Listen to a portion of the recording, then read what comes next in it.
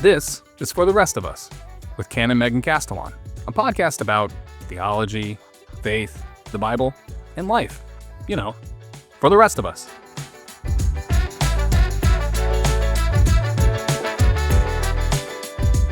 Well, hello there. Welcome back to our latest episode of For the Rest of Us with Ken and Megan Castellan. I am very clearly not Ken and Megan. I'm Adam Eichelberger. Consider me your Bill S. Preston Esquire to Megan's Ted Theodore Logan as we navigate the streams of history in this photo booth that we call the Episcopal Church. And obviously, this is Ken and Megan Castellan, canon to the ordinary in the Episcopal Diocese of Central New York. Say hello, Ken and Megan. Hello, I am delighted to be here. All right, so this week in this episode, what is it that we should talk about when we are talking about faith for the rest of us? This week I thought we would talk about the Incarnation. Oh, easy peasy, right? Yeah, totally. Which for us as Episcopalians and Anglicans is our favorite thing. We love us some Incarnation. So every Christian denomination basically believes more or less the same thing. We all have the creeds that we sign on to, the Nicene Creed, the Apostles' Creed. But every Episcopal denomination emphasizes them a little bit differently. And so Lutherans will emphasize the cross. They'll always talk to you about the cross. Catholics will always talk about the passion, the sufferings of Jesus. Can confirm. The Orthodox will always talk about the resurrection, the glorious resurrection. Anglicans will always talk about the Incarnation. That's our favorite. That's what we keep coming back to. It's always Christmas for us. Got it.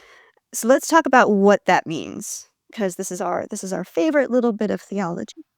Basically, the Incarnation is very simple, deceptively simple. It's the idea that in the person of Jesus of Nazareth, God became human, became one of us. Joan Osborne song. Not complicated at all. However, it has massive implications, and to work out the details of what this meant and to get it just right, it took the early church about 100 years to really fine-tune this idea. Okay. So the period of time between the First Council of Nicaea in 323 CE to about 423 CE, which was the Chalcedon Council, was when the church was really arguing about what the Incarnation meant. What were the nuts and bolts? For one, because it was super important. This is Christianity. The foundation of Christianity is that God became human in Christ. Another reason was because everybody was Jewish, living among Romans. And for Jews, God and humans have no overlap in the Venn diagram. Right. Humans are created in the image of God, but mostly in a metaphorical sort of spiritual sense. God is entirely other. You cannot depict God. God does not have a voice. God does not have a gender. God does not have hands or feet or a backside. And that's kind of the point of God, is that God is totally other and out there. So when Christians who are Jewish at the start walking around saying, hey, this dude we know, we think he's God, this is incredibly alarming, because the people who do say stuff like that are the Romans. And we don't like the Romans because of the empire, and also they're pagan. So their gods are constantly becoming human and half god and demigod and Hercules, and think of all those myths. Right. Their gods are always coming down and becoming human and getting up to hijinks and not doing great things and just being irritating as all got out. And so the Christians know that what they're proclaiming is not the Roman thing. They know that's bad. Don't want to be Roman. They also know that what they're claiming is within the line of Judaism. They maintain a lot of their kind of stream of Judaism, but it is something distinct. It's becoming distinct by this point. And sort of on an emotional level, what also is happening is you have the first generation of Christians who kind of knew Jesus personally passing away and trying to explain to the other people who come after them, the emotional experience of what that was like. So you have this group of people who had this like transcendent experience, trying to put that into words for other people so that they would understand it too.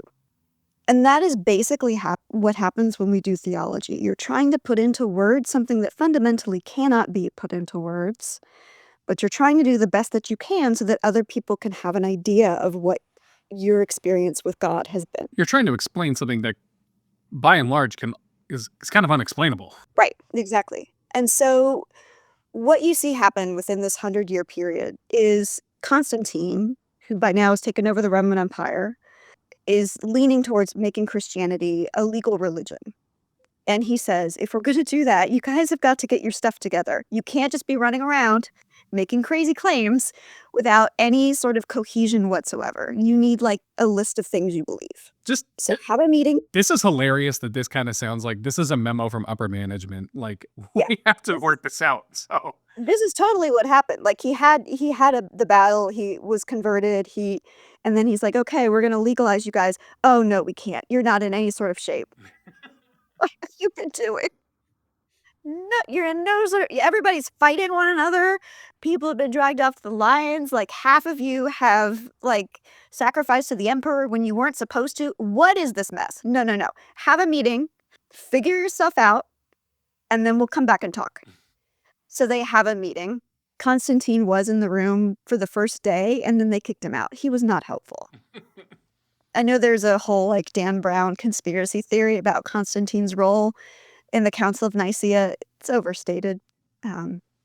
Emperors are not helpful and things like this. And there was enough drama between the bishops. You don't need to add an emperor for drama in church history. The bishops get up. I mean, there were fistfights. There were stabbings. It was a whole thing. But the thing they were fighting over is, what do we mean when we say that God became human in the person of Jesus? And I'm going to like elide 100 years of arguing now and kind of lay out the options that they went through before we came out with what is technically called the Chalcedon definition, which is this incredibly boring piece of text that was decided on in 423. Essentially, there were a couple of options that they tried out and then were like, nah, that's not quite right. One of them was Docetism. This is the idea that, okay, so Jesus was God, but sort of like Jesus is God in a spacesuit. okay. Jesus looked human and acted human, and if you poked him, he probably would react like a human, but he wasn't really human. He didn't suffer pain. He didn't suffer on the cross, and he didn't really die. The extreme Docetists argued that Jesus didn't really die on the cross, that it was an appearance of death, and he just kind of went up to heaven. Okay, so it's like a facsimile. Yes. Okay. It was all an elaborate facsimile, because the almighty creator of the universe can't die at the hands of humans. That's not, you can't, no. But, God came and lived with us to teach us things, to show us a good life, to be with us, to do miracles, and to be present with us, and then kind of intercede for us in heaven. There's a kind of docetic version that ends up in the Quran, actually. Ooh, interesting. Because what is in the Quran is that Jesus doesn't die, that he's because a prophet that holy can't possibly be killed by humans. That gets some play for a while, and it gets a broad following. But ultimately, it gets rejected as a heresy. Heresy just means a choice other than what the church ends up going with. Doesn't mean it's evil. Doesn't mean you're going to burn in hell. It just means that the church has decided that there are some problems with this particular theological option. The problem with Docetism is that the church decided that it was important that they maintain that Jesus died. Jesus died a real death. One of the fundamental aspects of being human is that we suffer and we die. If we argue that they had at the start, that God became human, God became fully human, an integral part of being fully human is that you know suffering and you know death. That mortality is a part of being human. So how can we say Jesus became human if Jesus did not wrestle with his mortality and did not know suffering? Also, for God to become human, God would then take on this fundamental part of humanity. God would know what it is in a particular way to suffer, to die. And Docetism kind of leaves God out of all that. So the ancient church was like, okay, that's not what we experienced in Christ. That doesn't go far enough. So we don't like Docetism. Then there was Arianism, which you can tell by the name is going to get us into some trouble. Right. Quick disclaimer. Quick disclaimer. These two, the thing that you're thinking of and this thing that Megan's going to talk about, are not connected. Not the same. It's Arian with an I, Right. but it's still going to get us into some trouble. So Arianism with an I was come up with by a guy named Arius, and it argues that Jesus was God and was human, but at some point, God created Jesus out of some divine stuff that wasn't God. So they were separate. They were friends, they hung out together, but they were not the same. They were not, co-equal. They were not co-eternal. Right. And so Arius and his group persist for a long time, that God and Jesus are tight. They're buddies, but they're distinct. God is not becoming human in the person of Jesus. Jesus is a whole separate thing. They have some degree of clear separation in Arianism. And I will just throw out there, because I have a family member who is very devout and dearly loved, who kind of went right into Arianism when we were talking about Good Friday. And oh boy, she was telling me that, oh yeah, Jesus was sad on Good Friday because God hid from him for 3 days until the resurrection. And so that is really common. Mm-hmm. That's a really common belief, particularly among evangelical churches that don't emphasize the church fathers and the councils and the creeds. And one of the reasons these heresies are popular and were there at the beginning is because they're still here. They're popular now. We all kind of adopt bits and pieces of them, but they serve as guardrails for our faith. And then what the creeds do is help us say, okay, that's a little too far this way. That is a little too far this way. Right. Keep it between the lanes. And I mean, in all fairness, as people who don't ascribe to Arianism, it can kind of make a little bit of sense. Right. Because he literally says something that sounds a lot like this. Jesus does in the Passion story on Good Friday when he's on the cross. He says, my God, why have you forsaken me? Right. So you can take that and feel, and it's a really easy jump to get to something like Arianism. Like, oh, okay, well then they're separate now. They're separate. They decided to split right now. So it's understandable, but continue. The church ultimately decides that this one isn't going to cut it, and this one hangs around longer than any of the others. Mm-hmm. The church ultimately decides that this isn't going to cut it because one of my favorite guys, Irenaeus, says all of God has to subsume all of humanity. You can't have a situation where they're using different essences, because then the incarnation is not complete. If what we are saying, and if what the faith delivered from the original apostles is saying, is that God, all of God, became human, all of human, then that God stuff has to have become human. You can't swap in different God stuff, and you can't sort of limit it. It has to be all or nothing. Right. And so that's where the church comes down to. Again, Arianism takes a while to be worked out, but that's where we end up with that. There is a great part of that story with Arianism that I always loved. And again, a lot of this gets kind of bogged down in fable from the way that I've come to understand it. But in a council, I believe it was Nicaea, right? An Arian and St. Nicholas get into a spat in front of a bunch of people, and St. Nicholas, slaps an Arian in front of a bunch of people, which goes back to your point about how bishops in the early church could be a little uppity and dramatic. Yes. Yeah. You don't need to add in like secret conspiracies. Bishops were doing it on their own. Right. So we also have Nestorianism. Okay. This one is, it's going to sound ridiculous on its face, and then it will start to make a little bit more sense.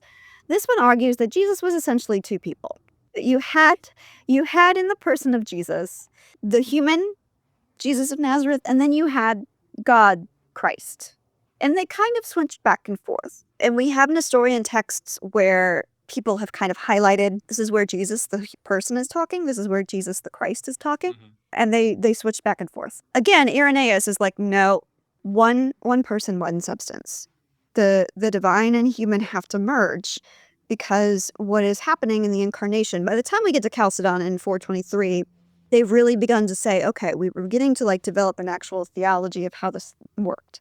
They developed an idea that in the Incarnation, God's divinity envelops and sanctifies the humanity of Christ. And so in the Incarnation, part of what's happening is that all of humanity is enveloped and made holy. The experience of being human is enveloped and made holy by Christ's divinity. And so Irenaeus argues that it has to be, again, entire. You can't do an Irenaeus like partial thing. Right. And finally, Adoptionism, along with Marcionism. Everyone's a Marcionite now. Adoptionism argues that Jesus was a really good dude. Not really divine, up until probably his baptism. They put it at different points. But at his baptism, he was adopted by God and made the Son of God. At that point, he kind of became a de facto divine figure, but in like a Hercules type sense. Got it. And again, the pushback from the church eventually is that's not far enough. Christ comes to elevate what it is to be human, to elevate all of what it is to be human. And so you can't have part of the human experience left out of that incarnational experience. Because otherwise, what are we saying?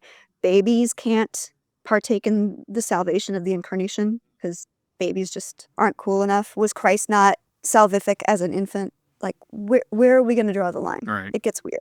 And it gets murky, too, because, like, I remember growing up, and this is an old thing that I'm 99.9% sure the Catholic Church doesn't espouse anymore, but then it starts talking about, like, limbo for babies, because babies that don't get baptized don't get to go to heaven. And anyway, that's a tangent from me as a recovering Catholic. But that's actually a good segue, because the thing with the Incarnation is it sounds simple on its face, relatively simple until you hear about the 100 years of arguing. The power of the Incarnation, though, is the power of all theology, which is, what does it affect? How does it make you live your life? Right. The reasons Anglicans keep coming back to it is because of this idea that in the person of Christ, all of the human experience has been lifted to God. And so everything of what it means to be human has been sanctified and made holy. If we are worthy of having God become one of us, then the human experience must be precious and worthy of being revered. And so there is no person, there is nothing of the human experience where you cannot find God. There is no person that is outside the reach of God's grace, because God has come within the human experience to sanctify all of it. And so it is out of that kind of basic understanding that you see Anglicans do things like engage in a lot of social justice work, push for the establishment of the national healthcare system in England, do a lot of work around that out of the conviction that the human experience has been transformed and sanctified on a cosmic level by the Incarnation. And so it's our job to recognize that in our lives and treat the humans around us and the human experience as something holy and someplace where we can meet God, because God has come within the human experience to meet us. Right. So like it kind of goes back to the Imago Dei, the image of God in all of us, and Jesus himself helps connect that for us. That if this is who Jesus was, and elevated the human experience, elevated humanity to this place where there is not this separation, like you talked about before, the constant messaging in the Hebrew scripture. And this is not meant to in any way put down or denigrate Judaism as a whole, but there's this constant separation. There's God's on the mountain and you're down here. There's God is this thing and you're not that thing. And you're not allowed to be near God because we're not that good. We're not good enough, and we're constantly trying to make sure that we're hedging our bets to be good for God. And Jesus is literally bringing us up here so that it is more of an eye-to-eye relationship instead of looking up all the time. Mm-hmm. And the other thing I would say about the Incarnation is what I think it was Rowan Williams calls the scandal of the particular. and I was talking to a friend about this yesterday, that Jesus was a particular person. Right. It's not that Jesus was just, Joe Blow human. Right. Or that it happened over and over and, every so often God becomes human and just bops around for a bit. Like Neo in The Matrix. Right. Or like, in Dogma, God just becomes human and plays skee ball on the Jersey Boulevard. Great pull. But that God became Jesus of Nazareth circa, 30 CE. God became a Palestinian Jewish person in a small village in the back of nowhere under an oppressive occupying force who was put to death by the power of the state. That series of choices, which we have to believe was intentional, God doesn't do things by accident, would lead us as Christians to have a particular heart for those people and places that continue to reflect that in our world. So from the Incarnation, you get very quickly to places like liberation theology, which point out that because of those particular choices that God makes in the Incarnation, in becoming one of a minority, and becoming one of an ethnic minority, and becoming a economic oppressed person, and becoming a religious minority, God shows particular favor to the underprivileged and the marginalized. And so it is our job as Christians who seek to follow in the path of Jesus to show that same favor and what they would call preferential option, because this is the place where God is to be found, is in the places where Jesus shows up. If God makes these choices in the Incarnation, if God says these words when God is among us, if God does these things when God is among us, then all of God's actions in the person of Jesus are pointing in one direction.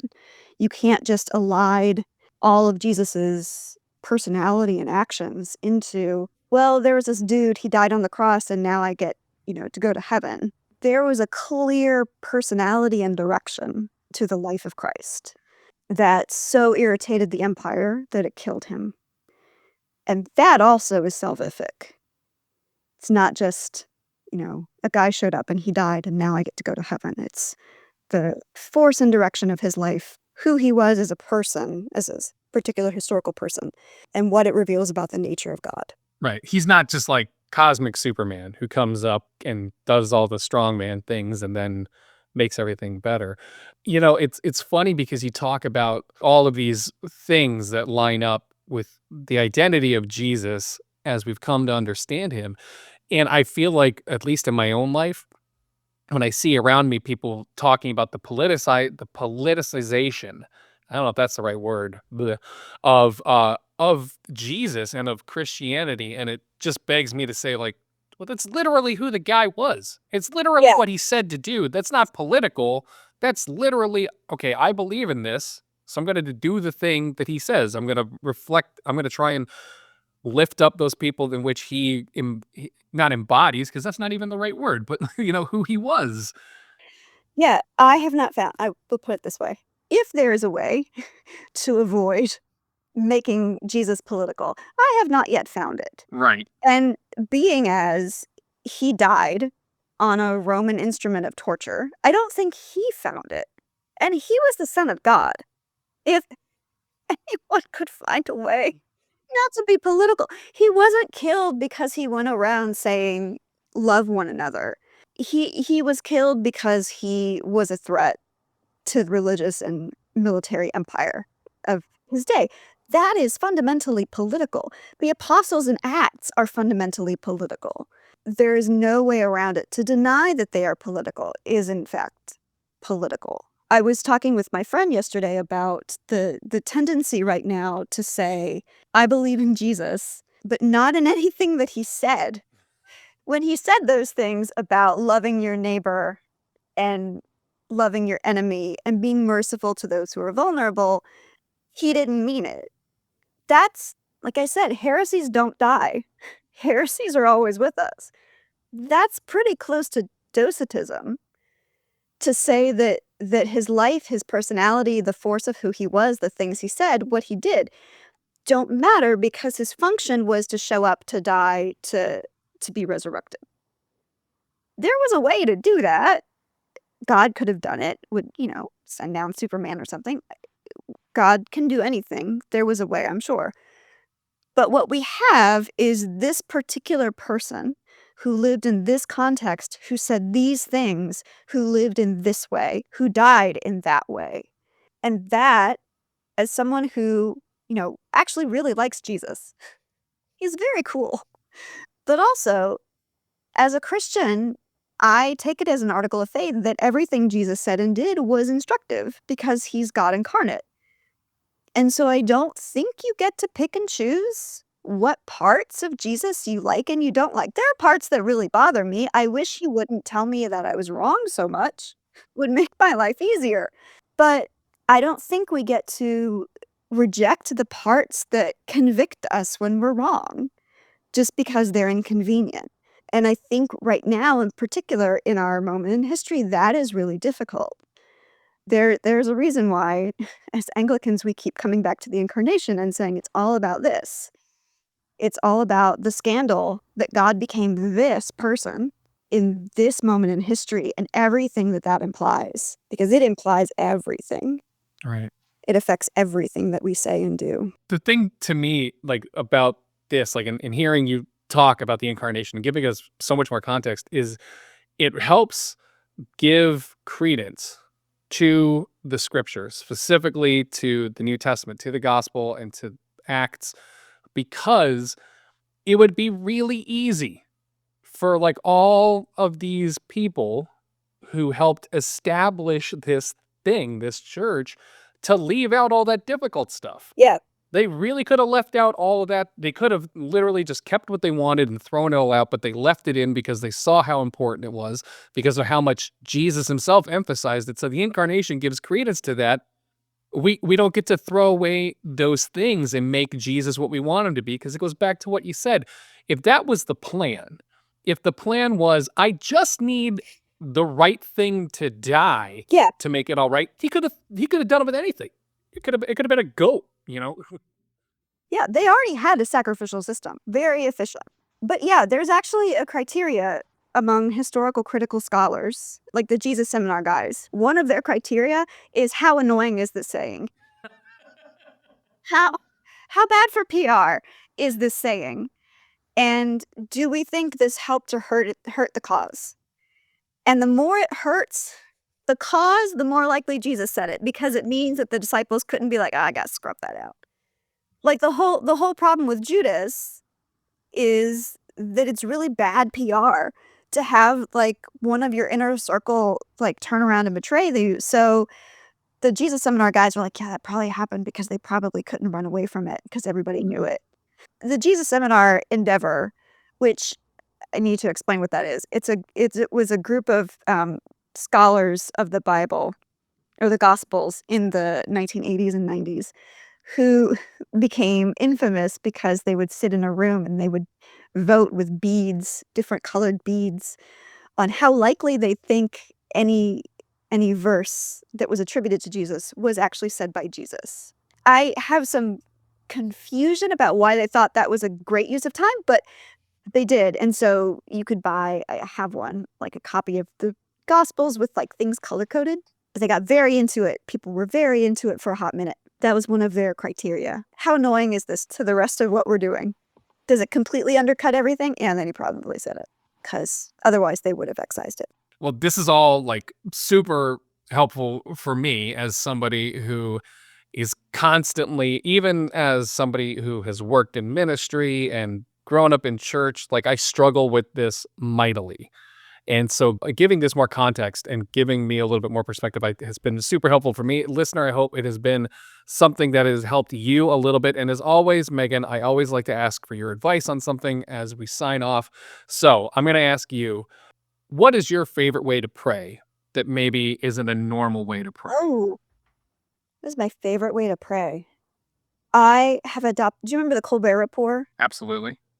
You remember his on notice board? Mm-hmm. When he was angry and he would put things on notice. When I am frustrated, I like to tell God that God is on notice.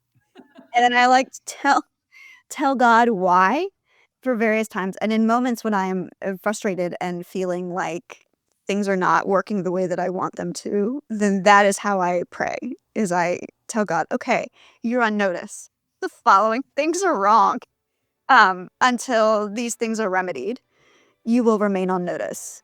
Also, I have other things to say to you. These are, I have a Festivus airing of the grievances with God. And I find that really, really helpful. Well, compatriots, there you got it. So that's your homework for the next time we see you. The next time you pray, take a second and put God on notice, because it's okay. He can handle it. Yep. And if because it's coming from a priest, it's not just a suggestion, it's an order. We'll see you guys in the next one. Take care. Bye. Thanks for stopping by and checking out For the Rest of Us with Ken and Megan. If you like the show, maybe subscribe, share it with a friend, leave us a review, and we hope to see you again next time. For the Rest of Us is a production of the Episcopal Diocese of Central New York.